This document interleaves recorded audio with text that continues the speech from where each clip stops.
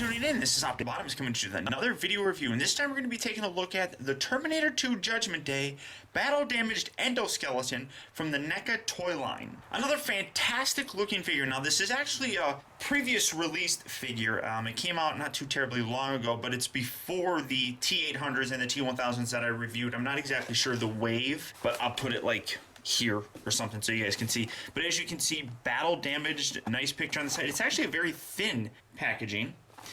You flip it around here on the back, nice picture of him on the side. You got the Pescadero Escape Terminator, the Man or Machine T-800, the Cyberdyne Showdown T-800, and the Final Battle T-800.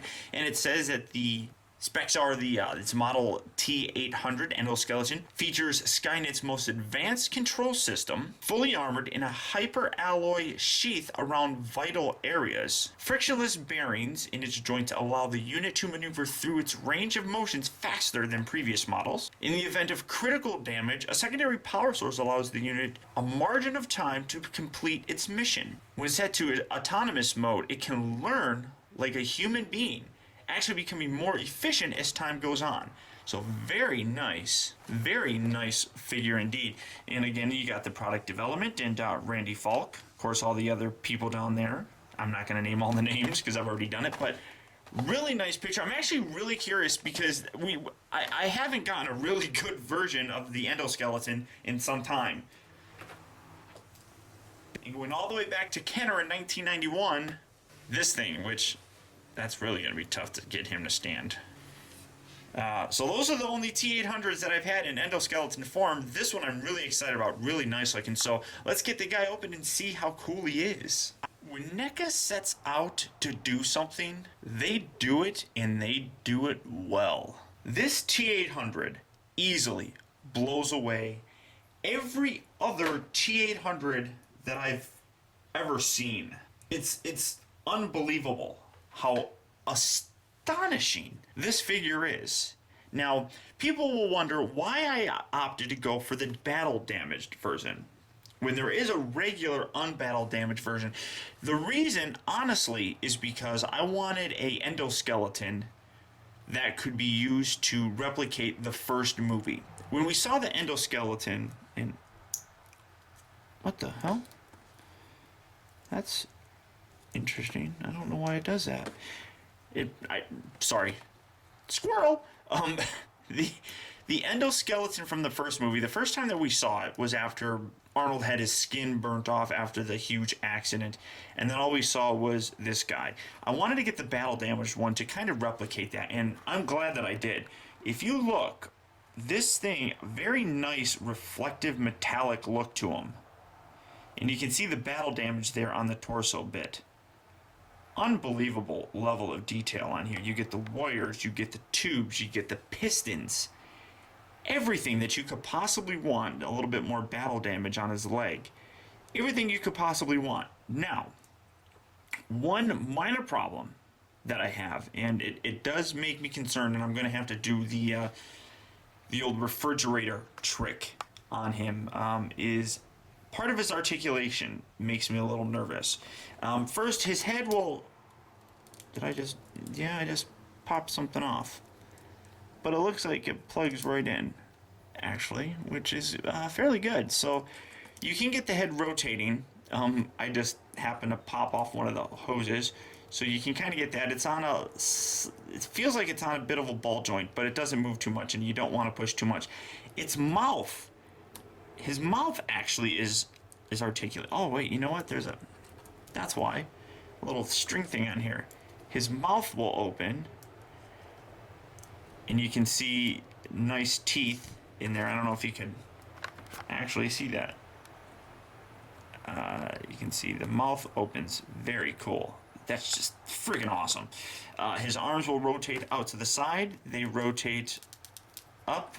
They rotate back. You don't want to do 360 degrees because you've got this little hose right here, which it kind of feels like rope. I don't know if that's rope or soft plastic. I'm not 100% sure what that is. I don't know. Is it stretchy? It's actually a little stretchy. That's interesting. So you get that. You also get it rotating at the upper part of the arm. And then you've got pistons. And just look at that. One goes in, one goes out. Phenomenal. Simply phenomenal. You rotate that back around. Now this arm appears to be, do you rotate? I think this actually rotates too, but it's really stiff in there. So again, I'm going to do the old freezer trick on there and try to loosen it up because I don't want to strip anything or break anything. Same on this side. This hand rotates very freely. This rotates from left to right, and again, the pistons move. This actually opens, and I'm trying to actually see if you pop that. I don't particularly know what purpose that serves. It just rotates up there. I'm not exactly sure what purpose that serves, unless I'm doing it wrong. Somebody let me know if I'm doing that wrong, but that's fairly interesting. His legs, you can get him moving out. You can't get him moving too far forward or back because these pistons here are attached, but again, that's still fairly nice. They bend at the knee, no rotation, but the feet rotate. This one rotates fairly well. This one is a little stiff, and I'm going to have to do the freezer trick on this, and then there's actually toe articulation. So it's unbelievable how well articulated this thing is. You can get it just looking so cool. Now you can have him hold a weapon, and he comes with this fella. So you rotate it around, have him hold this little, slide this right up in here. And I don't actually know how I'm going to have him hold this, but oh, that works. You can have him holding this gun, which is really nice. Or the gun that I'm probably going to use, this one. I think this one's a whole lot cooler looking to go with this guy. So if I can wiggle that right in there. Just so cool. Just so cool. If you don't want him holding any guns, this hand actually is removable. Just pop that out, and he comes with an extra, just straight up hand that you just kind of wiggle that in there and rotate that in, and now you got two just regular hands hanging out. It's a fantastic figure, just unbelievably fantastic looking. I can't get over how great this looks. Just so cool, just so flippin' cool. His feet stay standing there, boy. Yeah, a little bit of difficult to get him to stand, but once you do, it's okay. And then this gun is just really nicely detailed, very sharp. I think this guy is incredible looking. I'm so mad that I waited this long to pick this thing up. So I can't think of anything else really to say. I can't recommend this thing enough. If you're a Terminator fan, you're gonna like this guy. Really awesome. So pick the dude up. Totally. Like, for sure, dude. But until next time, guys, this has been Optibottoms. Thank you for tuning in. I'll talk to you later. Okay, so you guys heard me earlier today. I keep saying earlier today.